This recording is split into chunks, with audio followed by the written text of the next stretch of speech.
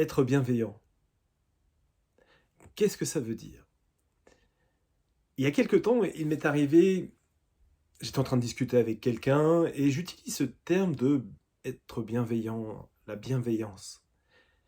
Et là, quelqu'un d'autre qui était à côté, qui écoutait, se met en colère en disant: «Mais j'en ai marre que tout le monde utilise ce mot, alors que souvent les gens qui utilisent ce mot, en fait, ne sont même pas bienveillants». Et j'avoue sur le moment, comme elle s'adressait à moi, eh bien, ça m'a touché. Ça m'a touché au niveau de ma valeur. Je me suis dit: «Beh, eh bien, elle me croit pas bienveillant alors que je suis quelqu'un de bienveillant. Justement, je fais attention aux autres et cetera». Enfin, je suis pas là pour me justifier, mais voilà, en fait, ma réaction, en fait, j'ai cru qu'elle attaquait ma valeur. Et du coup, en attaquant ma valeur, bah, ça a commencé à, on va dire, à me chauffer un petit peu, voilà, j'essaye de lui expliquer, de lui réexpliquer, jusqu'à temps qu'il y ait une petite voix intérieure de moi qui me dit: «Bah, prends du recul».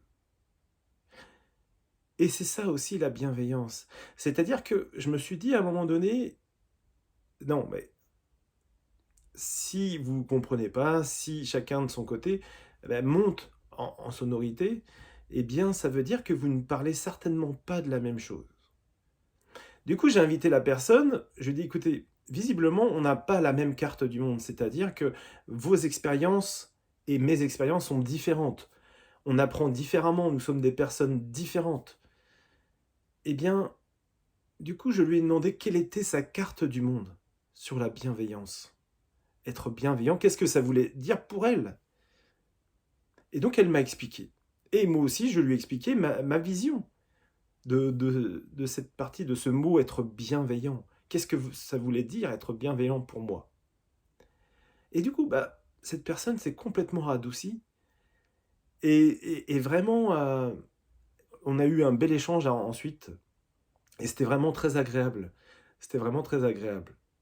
Vraiment être bienveillant, c'est aussi ça, c'est-à-dire avoir ce recul. C'est-à-dire se dire que l'autre qui est en face ou nous-mêmes, nous avons tous les 2 raison et donc il ne sert à rien d'essayer d'imposer sa vision, puisque l'autre aussi a raison. Nous regardons juste 2 facettes, nous regardons 2 angles de la même chose, de la même idée.